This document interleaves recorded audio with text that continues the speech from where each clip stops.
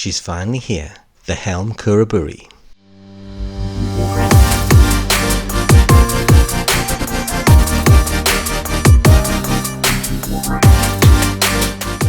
But before my review, let's look at the spec.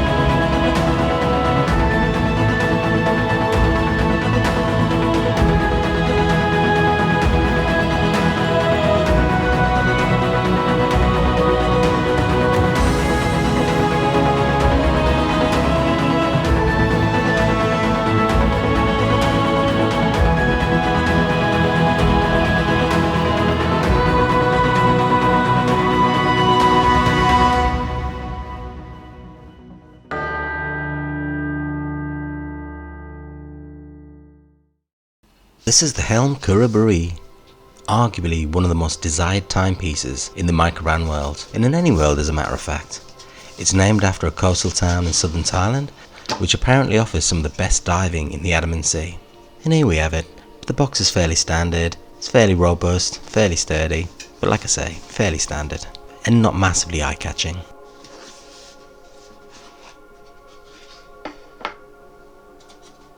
And there she is, an absolute thing of beauty. Now I've waited over a year and a half to receive this, and I'm absolutely thrilled that's here in front of me. What you get in the box is you get the Khuraburi automatic watch, the SS2 stainless steel bracelet, and quite a nice nylon strap, and I've gone for this orange NATO.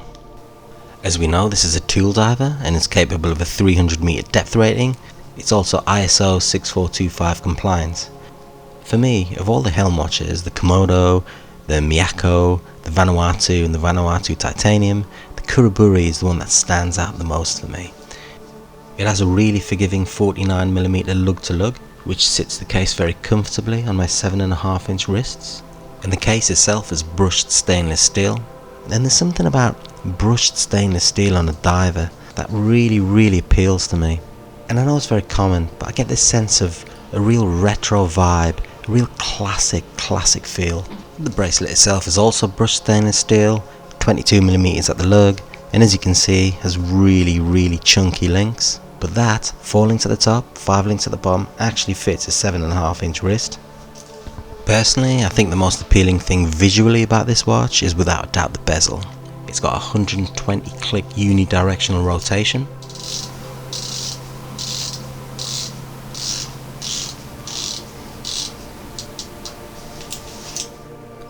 It's stainless steel, 43mm in diameter. Its insert is flat sapphire with super luminova. And the great thing about this watch is the bezel itself is removable. And bezels come in matte black with lume, matte black with orange lume, matte blue with lume, and matte blue with orange lume. The crystal is double dome sapphire with internal anti-reflective coating. You got the HELM logo on the clasp. It has an automatic movement. Now the no date is a Seiko NH38 and the date is an NH35. As you can see, I have the no date, and the NH35 is actually quite a very solid and very reliable movement. Impressive 24 joules and the ability to hand wind it. I personally like big watches and usually go for 44mm plus case size watches, so on Spec felt that this 43mm bezel diameter might sit very slightly on the small side, but actually wears really big, and certainly the 16mm height adds to that kind of grandioso feel on the wrist. With the stainless steel bracelet at full length, now bearing in mind I've taken a few links off, it comes in at about 225 grams, so it's actually pretty weighty. My overall conclusions are that this watch is actually my watch soulmate. It has everything I want. It's got a grand feel on my wrist, it's pleasing on the eye, it's got very bold indices against the contrasting dial, and I like the fact that it's sought after. When you finally get the opportunity to purchase it, it'll cost you a good $300 plus postage, which is an absolute steal. But for me, it's worth that and much more. It's a truly magnificent timepiece.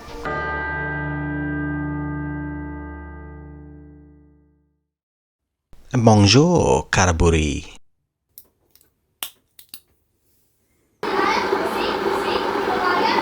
See you later, everyone.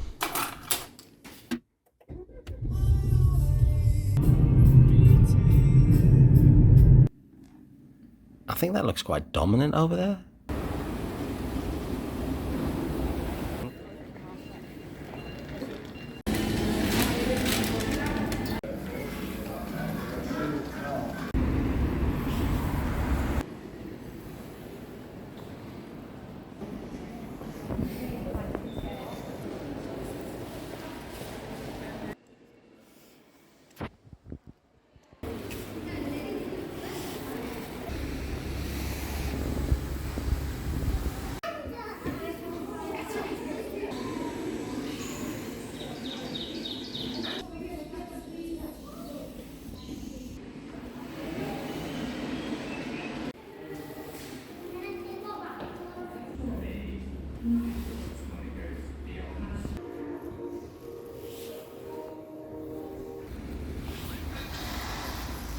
It's only the Carnage.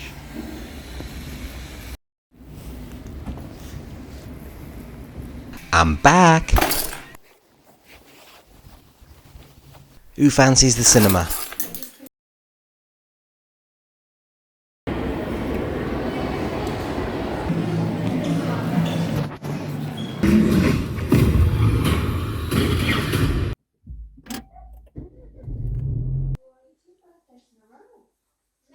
So which one's your favourite comic?